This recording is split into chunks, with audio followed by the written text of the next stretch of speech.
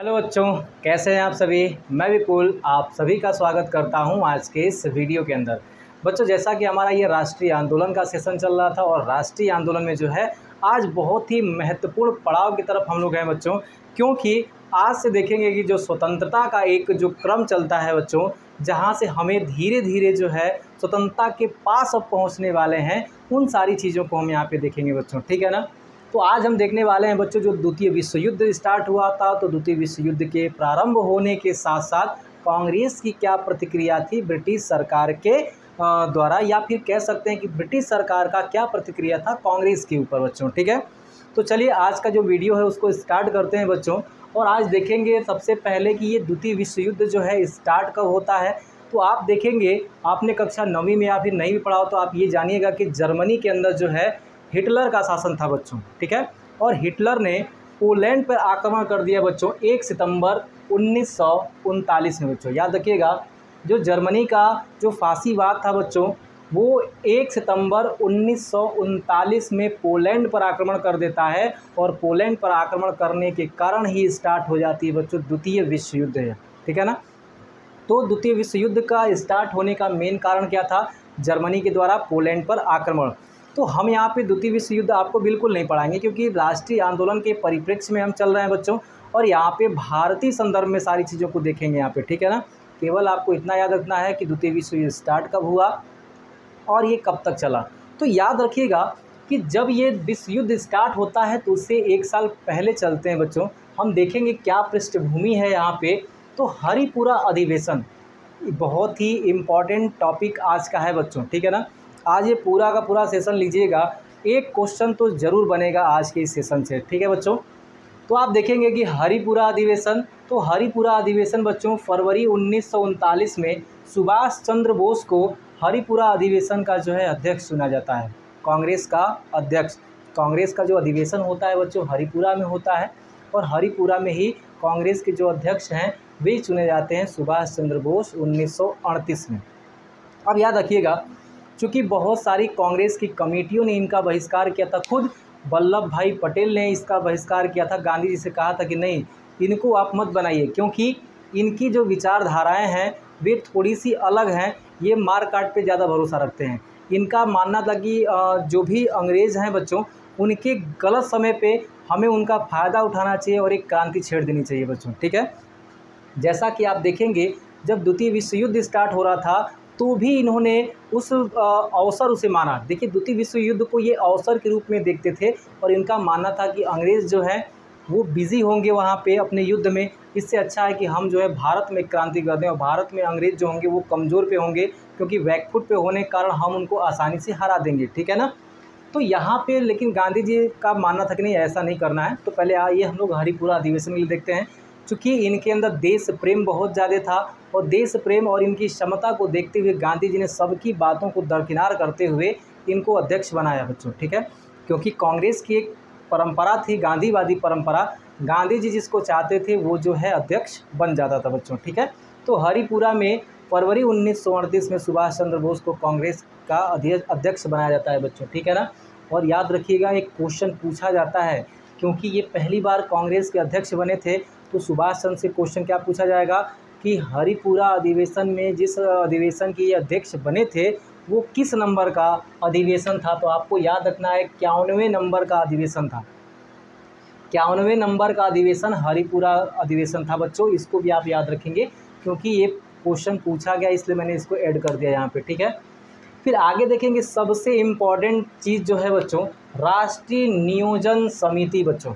सुभाष चंद्र बोस ने कांग्रेस के अध्यक्ष होते हुए राष्ट्रीय नियोजन समिति का यहाँ पे गठन करते हैं कि राष्ट्र में प्लानिंग कैसे करना है, राष्ट्र के विकास के लिए जो है एक योजना चाहिए, और उस योजनाओं को बनाने के लिए एक समिति चाहिए। और आप देखेंगे कि इसी समिति का जो नाम है आगे चल करके इसी के तर्ज पे 1950 में योजना आयोग का गठन किया जाता है बच्चों।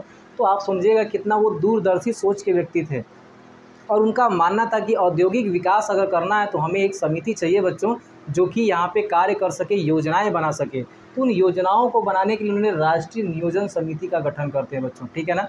आइए आगे चलते हैं यहाँ पे, और याद रखिएगा राष्ट्रीय जो नियोजन समिति है इसके अध्यक्ष कौन बनते हैं? जवाहरलाल नेहरू को बनाया जाता है क्योंकि जो सुभाष चंद्र बोस थे वो तो कांग्रेस के अध्यक्ष थे, तो राष्ट्रीय नियोजन समिति के जो अध्यक्ष हैं वो जवाहरलाल नेहरू थे, लेकिन गठन किसने किया था? सुभाष चंद्र बोस के द्वारा इसका गठन किया गया था बच्चों। दूसरी चीज़ समझिएगा, यहाँ पे ये अधिवेशन तो हो जाता है और इस पे मुख्यतः ये 2-3 बातें जो आपको याद रखनी है वो याद रखिएगा। लेकिन अब असली संकट जो है बच्चों त्रिपुरी अधिवेशन में आता है, क्योंकि यहाँ पे बहुत सारे लोग एक बार अध्यक्ष रहने के बाद हट जाते थे, लेकिन दूसरी बार जब त्रिपुरी अधिवेशन आता है तो गांधी जी पहले से ही इनके विचारों को भाप गए थे सुभाष चंद्र बोस के, क्योंकि जिस प्रकार से ये अपने विचार सामने रख रहे थे, जिस प्रकार से ये औद्योगिकरण की तरफ अपना ध्यान आकर्षित कर रहे थे, उस प्रकार से गांधी जी ये समझ चुके थे ये साम्यवादी विचारधारा के साथ साथ जो है ये औद्योगिक विचारधारा की तरफ भी चल रहे हैं, जो कि गांधीवादी विचारधारा के विपरीत है बच्चों। इस वजह से यहाँ पे गांधी जी ने इनके विचारों को भांपते हुए त्रिपुरी अधिवेशन में सीतारमैया को अपने ओर से प्रस्ताव पेश किया अध्यक्ष बनने के लिए बच्चों, मतलब अपना उम्मीदवार खड़ा किया।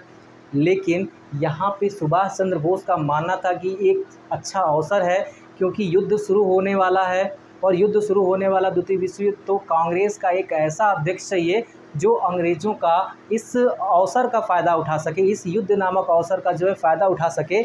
इसलिए ये चाहते थे, या फिर इनके समर्थक जो वामपंथी थे बच्चों, वे चाहते थे कि कहीं ना कहीं सुभाष चंद्र बोस को वापस से अध्यक्ष बनना चाहिए त्रिपुरी के अंदर, और होता भी बच्चों यही है। तो अब देखिए यहाँ पे क्या होता है बच्चों, इस अधिवेशन में अध्यक्ष पद के लिए चुनाव कराया जाता है बच्चों, क्योंकि देखेंगे कई वर्षों बाद ये प्रथा चली थी बच्चों चुनाव का, ठीक है ना। ऐसा नहीं था कि पहली बार चुनाव हो रहा था, लेकिन कई वर्षों बाद, क्योंकि सभी लोग गांधी जी के बातों को मानते थे, गांधी जी ने जिसको अध्यक्ष चुन लिया वो कांग्रेस का अध्यक्ष चुना जाता था बच्चों, ठीक है ना। लेकिन यहाँ पे जो है गांधी जी के विपक्ष में खड़े हो जाते हैं और कहते हैं नहीं मैं ही रहूँगा यहाँ पे, और वामपंथी भी चाहते नहीं सुभाष चंद्र बोस को ही रहना चाहिए, क्योंकि ये जो है एक ऐसे नेता हैं कि अंग्रेज़ों के द्वारा जो युद्ध स्टार्ट किया जा रहा है उस युद्ध को अवसर बना करके भारत को आज़ादी दिला सकते हैं बच्चों, ठीक है ना। लेकिन गांधी जी जो है अब कहेंगे नहीं ऐसा तो नहीं होगा, भले चुनाव ही क्यों ना करना पड़े, चुनाव ही करना पड़ेगा, लेकिन तुमको अध्यक्ष नहीं बनने देंगे बच्चों, ठीक है ना।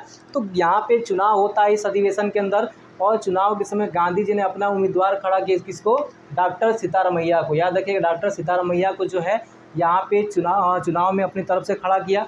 आप कह सकते हैं गांधी जी या उनके दक्षिणपंथी जो समर्थक थे वे सीतारमैया के पक्ष में थे, लेकिन जो वामपंथी थे वे सुभाष चंद्र बोस को अपना उम्मीदवार मानते थे बच्चों, और उम्मीदवार मान करके सुभाष चंद्र बोस को अपना समर्थन भी दिया था बच्चों, ठीक है ना। अब याद रखेंगे कि 29 जनवरी 1939 को सुभाष चंद्र बोस जो है वो 1377 के मुकाबले 1580 मतों से विजयी हो जाते हैं, क्योंकि बहुमत के लिए कितना चाहिए था? 1377 वोट चाहिए थे अध्यक्ष बनने के लिए, लेकिन 1580 वोट उनको मिलते हैं सुभाष चंद्र बोस को, और वे जो हैं वापस से कांग्रेस के अध्यक्ष बन जाते हैं त्रिपुरी अधिवेशन के। अब दिक्कत क्या पैदा होती है यहाँ पे, जब ये त्रिपुरी अधिवेशन के अध्यक्ष बन जाते हैं तो इन्हें घोषणा होता है, गांधी जी ने अपने आप पे ले लिया। गांधी जी ने कहा कि देखो ये सीतारमैया की हार नहीं थी, सीतारमैया मेरा उम्मीदवार था, इसलिए ये सीधे सीधे मेरी हार है। और जब सुभाष चंद्र बोस को ये चीज़ें पता चला कि गांधी जी इसे अपने हार के रूप में ले रहे हैं, तो 3 फरवरी 1939 को उन्होंने ये घोषणा की कि मेरे जीत का कोई भी फ़ायदा नहीं है, जब राष्ट्रपिता ही जो है क्या है कि राष्ट्रपिता ही इस चीज़ को अपना हार ले रहे हैं, ठीक है बच्चों। तो आप देखेंगे किस प्रकार से जो है सुभाष चंद्र बोस त्रिपुरी अधिवेशन जीतते हैं और त्रिपुरी अधिवेशन से इस्तीफ़ा भी देते हैं। लेकिन इस्तीफ़ा से पहले थोड़ा सा सुभाष चंद्र बोस के जो मेन पॉइंट है उनके बारे में जानते हैं, जिससे क्वेश्चन आपके एग्ज़ाम में पूछा जाता है। तो आपको याद रखना चाहिए कि सुभाष चंद्र बोस 1920 में इनका चयन ICS यानी इंडियन सिविल सर्विस में हुआ था, जो आज के समय में IAS की परीक्षा होती है बच्चों, ठीक है ना। उस समय इनका चयन ICS इंडियन सिविल सर्विस में हुआ था बच्चों, ठीक है। और जब जलियांवाला बाग हत्याकांड होता है और इनको ये खबर पहुंचती है तो इन्होंने फ़ौरन इस पद से इस्तीफ़ा दे दिया बच्चों, अप्रैल 1921 में। अब सोचिए आज के ज़माने में कोई ऐसा युवा हो जो कि उसे IAS अधिकारी का नौकरी दे दिया जाए किसी सरकार के द्वारा, और उसी सरकार के द्वारा किसी अन्य क्षेत्र में जो है दमन का कार्य चलाया जाए, तो क्या कोई युवा जो है उस सरकार के विरोध में IAS अधिकारी के पद को छोड़ेगा? बिल्कुल नहीं छोड़ेगा बच्चों, ठीक है ना। लेकिन सुभाष चंद्र बोस के अंदर देशभक्ति की इतनी ज्वाला थी, उन्होंने कहा कि ये ICS जैसी परीक्षा का मैं क्या करूंगा जब हमारे भारतीयों पे तुमने ऐसा जुल्म ढाया है बच्चों, ठीक है ना। तो इन्होंने ICS से जो है यानी इंडियन सिविल सर्विस से त्याग पत्र दे दिया अप्रैल 1921 में जलियांवाला बाग हत्याकांड के द्वारा। फिर आगे चलेंगे। अब इनकी गांधी जी से जो पहली मुलाकात होती है वो होती है 16 जुलाई 1921 में। गांधी जी से सुभाष चंद्र बोस की पहली मुलाकात कब होती है? 16 जुलाई 1921 में होती है। और गांधी जी से ये राजनीतिक विचारधाराओं को सीखने के लिए जाते हैं। तो गांधी जी ने जब इनके अंदर देश प्रेम देखा तो उन्होंने कहा कि एक काम करो, आप देश बंधु चित्तरंजन दास के पास चले जाओ। तो जब सुभाष चंद्र बोस देश बंधु चित्तरंजन दास के पास चले जाते हैं तो कहा जाता है कि चित्तरंजन दास जो है वो सुभाष चंद्र बोस के राजनीतिक गुरु थे। बच्चों, आपसे क्वेश्चन पूछा जा सकता है कि सुभाष चंद्र बोस के राजनीतिक गुरु कौन थे? तो वो थे देशबंधु चित्तरंजन दास। ठीक है ना, देशबंधु उनकी उपाधि थी, उनका नाम क्या था? चित्तरंजन दास था बच्चों। ठीक है ना। आगे देखेंगे, बहुत बार पूछे जाने वाला क्वेश्चन है इंडियन स्ट्रगल। बच्चों, इनकी पुस्तक है सुभाष चंद्र बोस जी की। सुभाष चंद्र बोस जी की जो पुस्तक है इंडियन स्ट्रगल जो है बच्चों, ये 1934 में प्रकाशित होती है। बहुत ही बार इस क्वेश्चन इससे पूछा गया है कि इंडियन स्ट्रगल जो है किसका पुस्तक है? ये है सुभाष चंद्र बोस का। कब प्रकाशित हुई? 1934 के अंदर। अगला क्वेश्चन है कि गांधी जी ने देशभक्तों का देशभक्त कहा इनको, कब कहा? ये क्वेश्चन पूछा गया है। गांधी जी ने सुभाष चंद्र बोस को देशभक्तों का देशभक्त कहा, ये कब कहा था? ये कहा था बच्चों 1942 के भारत छोड़ो आंदोलन के तहत। भारत छोड़ो आंदोलन के तहत जो है गांधी जी ने इन्हें देशभक्तों का देशभक्त कहा था बच्चों। ठीक है ना। आइए आगे चलते हैं। आगे के क्रम में तो मैंने आपको बताया कि जैसे ही यहाँ पे त्रिपुरी अधिवेशन में अध्यक्ष बन जाते हैं बच्चों, तो अध्यक्ष बनने के बाद जो है कांग्रेस के अंदर बहुत सारा उथल पुथल मच जाता है। बहुत सारी कांग्रेस की कमेटियों ने जो है इस्तीफ़ा दे दिया, जो कह सकते हैं कांग्रेस की जो कार्य समिति होती है बच्चों। क्योंकि आप देखेंगे जो अध्यक्ष हो जाता है, अध्यक्ष को अपनी कार्य समिति से जो है सलाह लेना होता है, सारी चीज़ें अपने कार्य समिति के साथ मिल के करना होता है, जो कि 15 सदस्य थी बच्चों। उन 15 सदस्यों में से बहुत सारे लोगों ने इसलिए इस्तीफ़ा दे दिया कि उन्होंने कहा कि सुभाष चंद्र बोस उनके साथ सही व्यवहार नहीं करते हैं और ये काम के प्रति बहुत ही स्ट्रिक्ट थे। ये किसी के काम को नज़रअंदाज नहीं करते थे, बल्कि उनको उस काम के लिए खरी खोटी सुना देते थे कि नहीं, आप ये काम गलत कर रहे हैं, आपको इस काम को ऐसे करना चाहिए था। ठीक है ना। और इसी बातों से वो समितियों के लोग जो है नाराज़ होकर के इस्तीफ़ा दे देते हैं। तब जो है बच्चों यहाँ पे गोविंद बल्लभ पंत, याद रखेंगे, गोविंद बल्लभ पंत के नेतृत्व में जो है वो एक समिति बनाई जाती है और एक प्रस्ताव लाया जाता है बच्चों। ठीक है ना। प्रस्ताव ये था कि इनसे कहा गया बेटा एक काम कीजिए, आप अपनी कार्यकारिणी बना लीजिए। कार्यकारिणी का मतलब अपनी कार्य समिति बना लीजिए, और जब तक आप कार्य समिति नहीं बना लेते हैं तब तक आप काम कर नहीं पाएंगे। जैसे कि अगर मुख्यमंत्री की बात करें बच्चों, मुख्यमंत्री या फिर राज्यपाल की बात करें, बिना मंत्री परिषद के क्या काम कर सकता है? क्या नहीं कर सकता है?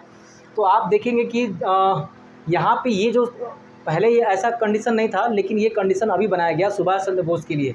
ठीक है ना। और कहा गया कि देखिए ये जो प्रस्ताव था इसे पंत प्रस्ताव के नाम से भी जाना गया। इसमें 133 के मुकाबले 218 मतों से जो है इस प्रस्ताव को पारित किया गया बच्चों। ठीक है ना। और पारित किया गया तो सुभाष चंद्र बोस को गांधी जी के द्वारा या फिर कांग्रेस समितियों के द्वारा जो है कहा गया कि भैया अपनी कार्यकारिणी का आप गठन कर लीजिए। ठीक है। लेकिन आप कह सकते हैं कि ये अपनी कार्यकारिणी का गठन नहीं कर पाते, क्योंकि वामपंथियों में जो है वो बिखराव आ गया था, और बिखराव आने की वजह से अपनी कार्यकारिणी की गठन नहीं कर पाते हैं और यहाँ से ये इस्तीफ़ा दे देते हैं कांग्रेस से बच्चों। कांग्रेस के अध्यक्ष पद से इन्होंने इस्तीफ़ा दे दिया, और इस्तीफ़ा देने के बाद ही बच्चों कांग्रेस के भीतर ही इन्होंने फॉरवर्ड ब्लॉक, मई, याद रखिएगा, मई 1939 में कांग्रेस के भीतर ही फॉरवर्ड ब्लॉक की स्थापना की इन्होंने बच्चों। यहाँ तक भी तो बच्चों सही था। फॉरवर्ड ब्लॉक की स्थापना किसने की? सुभाष चंद्र बोस ने की, कांग्रेस के भीतर ही। कब? मई 1939 के अंदर। दूसरी चीज़ देखेंगे आप कि यहाँ पे ये 11 अगस्त 1939 को कांग्रेस की जो कार्य समिति थी उसने जो है बच्चों बंगाल प्रदेश कांग्रेस कमेटी के अध्यक्ष पद से इनको हटा दिया। ठीक है। क्योंकि बंगाल कांग्रेस कमेटी के जो है ये अध्यक्ष पद थे बच्चों, लेकिन यहाँ पे अखिल भारतीय राष्ट्रीय कांग्रेस समिति ने क्या कर दिया बच्चों, इनको इस पद से हटा दिया, और आने वाले 3 सालों तक कांग्रेस के किसी भी पद पे इनको रहने योग्य नहीं समझा बच्चों। ठीक है ना। रहने योग्य नहीं। तो आप देख सकते हैं यहाँ पे एक पक्ष को देखकर लग रहा होगा कि कहीं ना कहीं एक पक्ष के साथ जो है वो नाइंसाफ़ी हो रही है बच्चों, ठीक है ना। पूरा का पूरा क्रेडिट जो है ये अपने आप को देना चाहते हैं, कांग्रेस जो है पूरी क्रेडिट अपने आप को देना चाहती है। तो आप देखेंगे कि किस प्रकार गांधी जी जो है अहिंसा के समर्थक थे और हिंसा के विरोधी थे, लेकिन वो भी जब 1942 के भारत छोड़ो आंदोलन में आते हैं, उन्होंने भी एक नारा दिया, करो या मरो। अब यही लास्ट अवसर, अब कर दो या मर दो। तो कहीं ना कहीं यहाँ पे जो है उन्होंने भी अहिंसा छोड़ करके हिंसा की बातों को अपनाया। उसी चीज़ को सुभाष चंद्र बोस जो है पहले से ही करते आ रहे थे बच्चों, ठीक है। अब आप कहेंगे कि हो सकता है कि यहाँ पे गांधी जी गलत हो सकता है गांधी जी गलत हों और सुभाष चंद्र बोस के बारे में ऐसी सोच रखते हों, लेकिन ऐसा नहीं था। सुभाष चंद्र बोस और गांधी जी एक दूसरे को बहुत ही सम्मान देते थे। आप देखेंगे गांधी जी के जन्मदिन के अवसर पर बैंकॉक में बोलते हुए उन्होंने कहा कि एक ऐसा व्यक्ति जो राष्ट्र के लिए समर्पित है। आप देखेंगे गांधी जी जो हैं बच्चों बैरिस्टर पास थे, उनके पास किसी चीज़ की कमी नहीं थी बच्चों। अगर वो आराम से इंग्लैंड में जाकर नौकरी कर सकते तो उनको नौकरी रखी हुई थी। बहुत सारे लोगों ने उनको जो है बच्चों नौकरी के लिए बुला रखा था, लेकिन वो कभी गए नहीं। वो आधे कपड़े पे जो है पूरा जीवन बिता दिए भारत की आज़ादी के लिए लड़ते लड़ते। और यहाँ पे आप देखेंगे सुभाष चंद्र बोस को अगर ये भी चाहते तो आईसीएस की जो बड़ी परीक्षा थी उस समय इंडियन सिविल सर्विस की, वो आराम से कर सकते थे, लेकिन नहीं, उन्होंने अपने देश के लिए अपनी देशभक्ति दिखाने का प्रयास किया और यहाँ पे वैसी नौकरी को छोड़ करके बच्चों ये आए थे। और आप देखेंगे कि भारत में कुछ स्थानों को सबसे पहले आज़ाद करा लिया था। इसके आगे किस तरह जब हम पढ़ेंगे तो उसके बारे में चर्चा करेंगे बच्चों, ठीक है ना। तो यहाँ पे 3 वर्ष के लिए इनको किसी भी कांग्रेस के पद के लिए प्रतिबंधित कर दिया गया।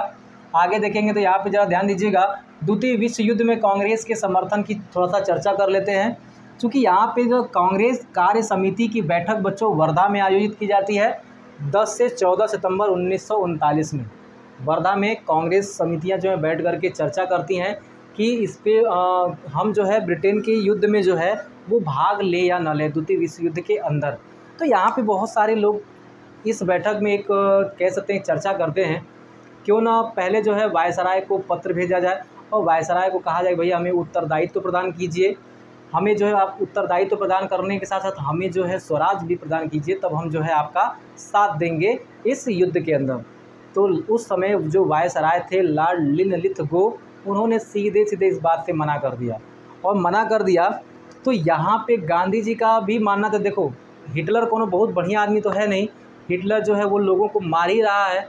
अगर हम उसका समर्थन करेंगे तो कहीं ना कहीं हमारा भी जो विचार है वो जो है थोड़ा सा दबा हुआ रह जाएगा बच्चों, ठीक है ना। इस वजह से गांधी जी ने जो है कहा कि नहीं, हम लोग तटस्थ रहेंगे और जर्मनी का साथ न दे करके मित्र राष्ट्रों के प्रति जो है अपनी संवेदना व्यक्त करेंगे। वहीं जो है सुभाष चंद्र बोस का मानना था कि यही अच्छा अवसर है गांधी जी, चलिए क्यों ना हम लोग एक बार और कदम उठाते हैं और अंग्रेज़ों का सफाया कर देते हैं यहाँ से, ठीक है। लेकिन वहीं नेहरू जी का जो मानना था वे दोनों पक्ष में थे। वे कह देखिए हिटलर भी कोनो बहुत बढ़िया आदमी नहीं है, न ही ये ब्रिटेन वाले कोनो बढ़िया आदमी है, ये दोनों ही जो है ना बहुत बदमाश हैं, ठीक है ना। हिटलर भी लोगों को मार रहा है तो ये कौन सा छोड़ रहे हैं, ये भी तो लोगों को मार रहे हैं, इसलिए हम दोनों में से कौनों का साथ नहीं देंगे। ये मानना था किसका? ये मानना था जवाहरलाल नेहरू जी का। तो इस कांग्रेस की जो कार्य समिति थी इसमें 3 बातों को सरकार के सामने स्पष्ट किया गया। पहली बात था कि देखिए भैया हम उस युद्ध में सम्मिलित नहीं होंगे, क्योंकि आप देखेंगे ना जर्मनी के अंदर लोकतंत्र का विघटन हो रहा था। जर्मनी के अंदर लोकतंत्र को बचाने के लिए ये सारे लोग लड़ रहे थे, ठीक है बच्चों। तो लोकतंत्र को बचाने के लिए लड़ रहे हैं, लेकिन भारत में ही लोकतंत्र की हत्या कर रहे हैं। क्या ऐसे युद्ध में हम शामिल होंगे? क्या बिल्कुल नहीं होंगे, ठीक है ना। इस वजह से कहा गया देखिए भारत इस युद्ध में सम्मिलित नहीं होगा, क्योंकि लोकतांत्रिक स्वतंत्रता के लड़ा जा रहा युद्ध था, पर भारत में ही स्वतंत्रता नहीं थी बच्चों, ठीक है ना। दूसरी बात ये थी ब्रिटेन को भारत को स्वतंत्रता प्रदान करनी चाहिए। अगर ब्रिटेन ऐसा मानता है कि वास्तव में हम लोकतांत्रिक स्वतंत्रता के लिए लड़ रहे हैं तो भारत को भी उसे स्वतंत्र करना चाहिए और भारत अपने खुले दोनों हाथों से मिल करके इस युद्ध में भाग लेगा बच्चों, ठीक है ना। अगली पॉइंट क्या थी कि सरकार को अतिशीघ्र ही युद्ध के उद्देश्यों को सार्वजनिक करना चाहिए, क्योंकि सरकार ने युद्ध के उद्देश्यों को जो है वो सार्वजनिक नहीं किया था। वह कहते थे ठीक है हम आपको जो है हम इसीलिए लड़ रहे हैं और आपको जो है स्वतंत्रता दे देंगे, लेकिन क्या पता था कि वो पहले विश्व युद्ध की तरह ही करें, क्योंकि प्रथम विश्व युद्ध में भी उन्होंने कुछ सकारी थी बातें, लेकिन बाद में उस बात से वो मुकर गए। हो सकता है कि दूसरी विश्व युद्ध के बाद भी वो ऐसा ही करें। ठीक है बच्चों, इसलिए कहा था कि देखिए सरकार अतिशीघ्र जो है अपने उद्देश्यों को पहले ये सार्वजनिक करेगी, तब हम जो है आएंगे युद्ध के अंदर। और ब्रिटेन के ऊपर भी जो है बच्चों दबाव था अमेरिका का, रसिया का, कि आप भारतीयों को भी युद्ध में सम्मिलित कीजिए बच्चों। ठीक है ना। तो आगे देखेंगे कि सरकार भी जो है ना इनकी बातें मानने वाली नहीं थी, वो झुकने वाली नहीं थी। और सरकार के द्वारा 1940 में आंदोलन को दबाने के लिए, क्योंकि कांग्रेसियों ने कहा था अगर हमारी बातें नहीं मानी गई तो हम आंदोलन करेंगे, तो इन्होंने भी कहा अच्छा करो आंदोलन, बताते हैं। 1940 में आंदोलन को दबाने के लिए गुप्त अध्यादेश पारित किया गया सरकार के द्वारा बच्चों। ठीक है ना। और इस गुप्त अध्यादेश के द्वारा जो है दो मतलब थे इसके, पहले तो क्रांतिकारियों का दमन किया जाएगा और दूसरे जो है कांग्रेस के जो उदारवादी संगठन है उनसे जो है सहानुभूति ली जाएगी।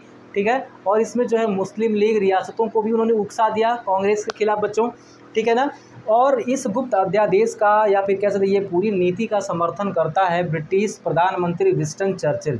ठीक है ना। विंस्टन चर्चिल जो है ब्रिटिश प्रधानमंत्री था उस समय, और भारत सचिव जेटलैंड था। ये दोनों ही इस प्रस्ताव का जो है इस अध्यादेश का समर्थन करते हैं बच्चों। ठीक है। आगे चलेंगे तो जेटलैंड ने, जो भारत सचिव था उस समय का, जेटलैंड ने कांग्रेस को विशुद्ध हिंदूवादी संगठन घोषित कर दिया। और घोषित करने का बेटा एकमात्र यहाँ पे लक्ष्य था ये कि मुस्लिम लीग को भड़काना, सिखों को भड़काना, रियासतों को भड़काना बच्चों। ठीक है ना। जो कि विशुद्ध हिंदूवादी संगठन अगर घोषित कर दिया जाएगा तो वे कांग्रेस के विपरीत चले जाएंगे और यहाँ पे जो है हमारा इनको दबाना बहुत ही आसान हो जाएगा बच्चों। ठीक है। तो आज के सेशन में बच्चों हमने एक एक पॉइंट को पढ़ा है और एक एक चीज़ को देखने का प्रयास किया है बच्चों। एक बात और याद रखिएगा, यहाँ पे एक क्वेश्चन और बन सकता है कि जब त्रिपुरी अधिवेशन के अंदर सुभाष चंद्र बोस ने इस्तीफा दिया था तो उनकी जगह कौन आया। बहुत सारे बच्चे ये सोचते सीतारामैया आ गए होंगे, नहीं, राजेंद्र प्रसाद जी ने वहाँ पे अध्यक्षता की थी जब ये वहाँ से इस्तीफा दे देते हैं बच्चों। ठीक है ना, त्रिपुरी अधिवेशन में। तो चलिए आज का सेशन बच्चों हम लोग यहीं पे समाप्त करेंगे। आपको ये वीडियो कैसा लगा है कमेंट करके ज़रूर बताइएगा बच्चों। वीडियो को लाइक करना मत भूलिएगा और वीडियो को शेयर करिएगा। आज के लिए इतना ही। जय हिंद।